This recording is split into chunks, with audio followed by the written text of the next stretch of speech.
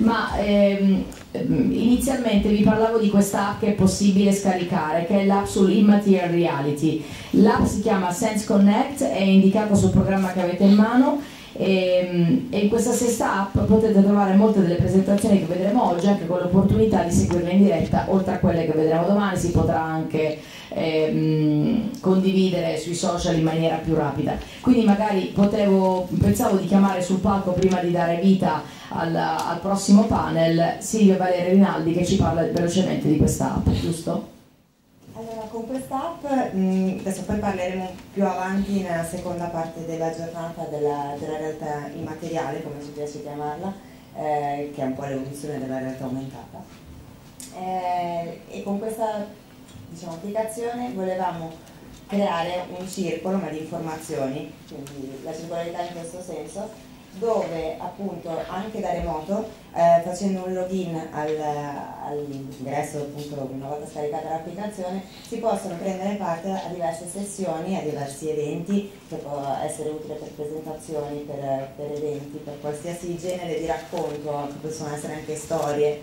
È un nuovo modo per fare delle presentazioni in modo un pochino più anche social, poiché abbiamo la possibilità di avere oggetti in realtà immateriale, che spiegheremo meglio dopo, e la possibilità di condividere gli screenshot delle slide dopo la personalizzazione attraverso disegni o emoticon, un po' come si usa adesso.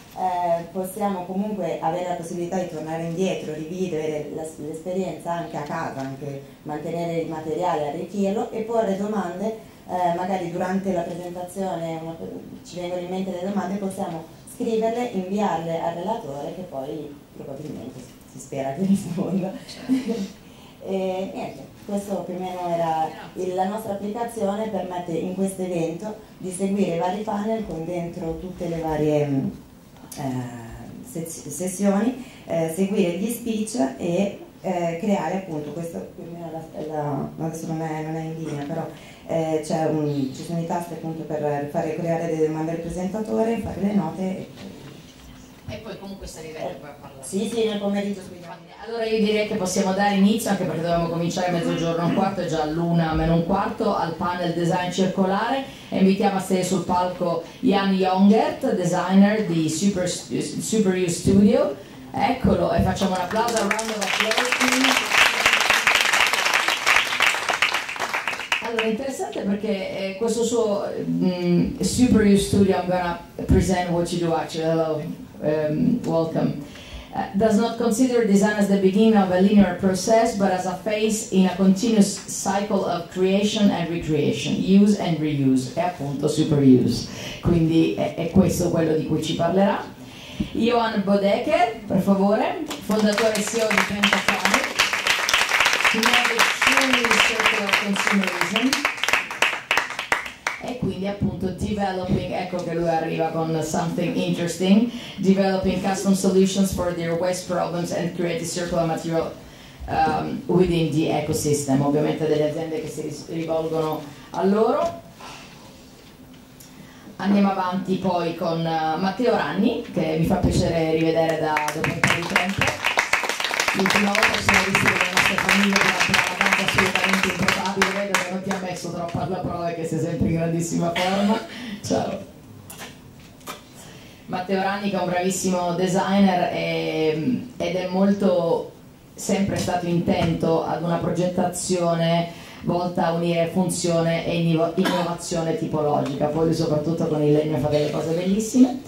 Susanna Conte, da rifiuto a risorsa, in plastica riciclata per i detenuti di opera. Ecco che ci ritroviamo a parlare appunto di scarto, di eccedenza, di riuso e di risorsa. Lorenzo Viglia, avvocato, presidente giuridico del design. Quindi ovviamente colui che garantisce, sulla base di un codice di autodisciplina, che le creazioni di disegno industriale siano realizzate con prestazioni originali, senza imitazioni o comportamenti sleali. Sava Sandier.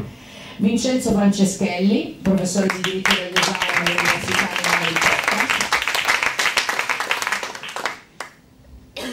Farà un intervento sul design, materiali riciclati e diritti di proprietà industriale. Luciano Galimberti, il presidente dell'ADI, Associazione per il Disegno Industriale.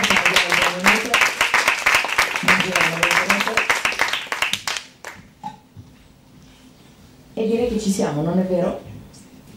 Appena tu mi dai il via io sono la donna più felice del mondo. E allora possiamo cominciare, grazie mille.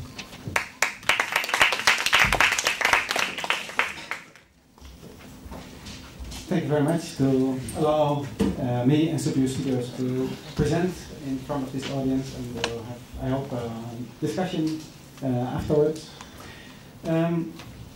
First of all, I want to introduce CPU Studios as a studio working with 18 people from Rotterdam. We've been working for 20 years on circular design, and after the first 15 years we realized that actually we have to not just transform the way how we use materials or what uses we made, but also the way how we design. So we don't believe that it's useful anymore to think of a new product and try to make an as sustainable process as possible, use as minimal as possible resources, but actually to change the way design is done and first look about the resources that are available to us, which in abundance are waste flows, and to actually make our designs dependent on that and find functions that accommodate those waste materials. So that's a different approach that we started calling SuperUse in 2012.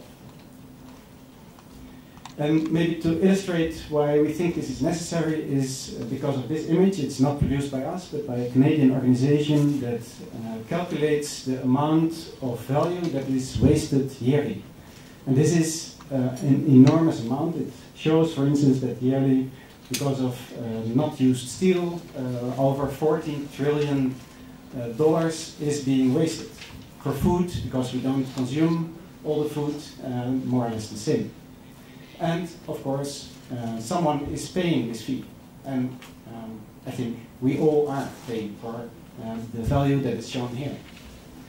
This is still maybe a little, understandable, but this doesn't even include, for instance, the waste that occurs during production or the cost that is made in order to clean everything up.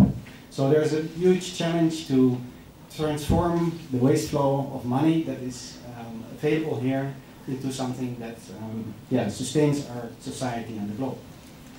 Well, this is the start of how our design studio is working.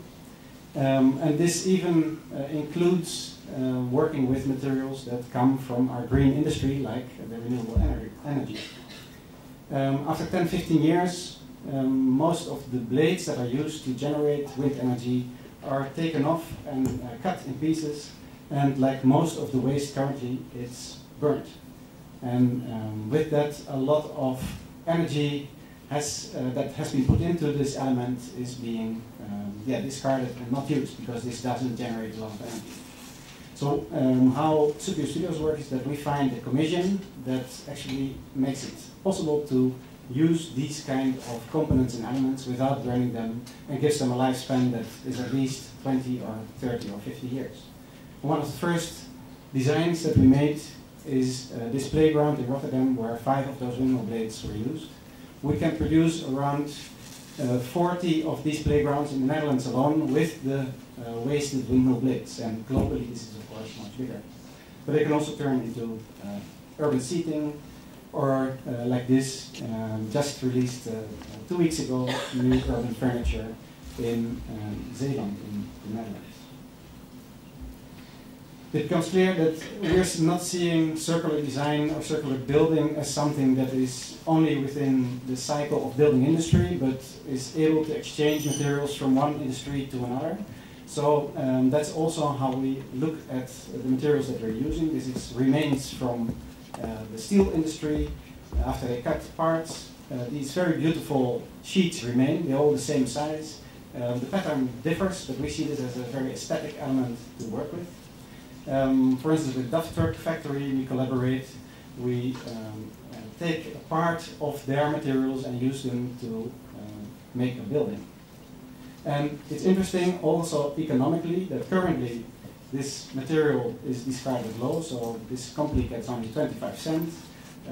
It's turned into new steel and then used at a lower value.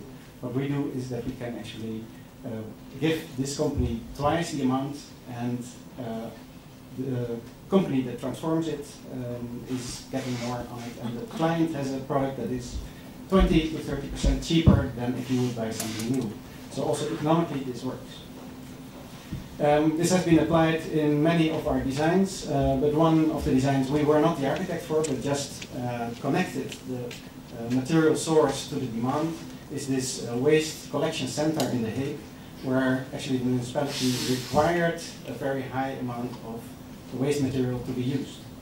And this turned into what we call a resource palace rather than a waste collection center, where more than 60% of the materials that constitute this building are reclaimed from other construction sites or industrial sites. And this is why we created HarvestMap. It is not just alone as a designer to think of a new design, but as well to create the tools that allow other designers to work with this, because you cannot just do this within your own practice. So if we're developing tools, we're trying to find other users for tools like HarvestMap, for instance. And this has around 250 resources in the Netherlands that actually allow to take their material to use for building or design. In order to scale up, we also launched HarvestMap in China. We had to rebuild it completely there, found one. And recently, together with Giacometti Urbani and Elisa Saturno and Carlo Benigoni, we were able to launch HarvestMap for Italy.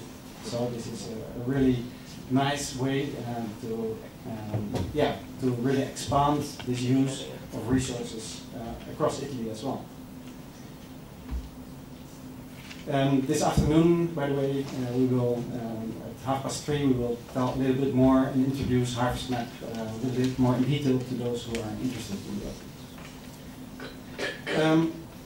The last part I will show is going a step further, because like I said, it's not enough to just recycle materials within your own industry, but also to look at other industries and see where new matches can be made to create more value with what is already available. So we're looking at different industries in industrial zones. In The Hague, for instance, the municipality hires us to really create maps illustrating the flows of resources passing through such a region. Again, showing the value. We calculate the value that is actually lost each year in such a zone to see where investments can be made to create new, creative resources that connect waste and demand.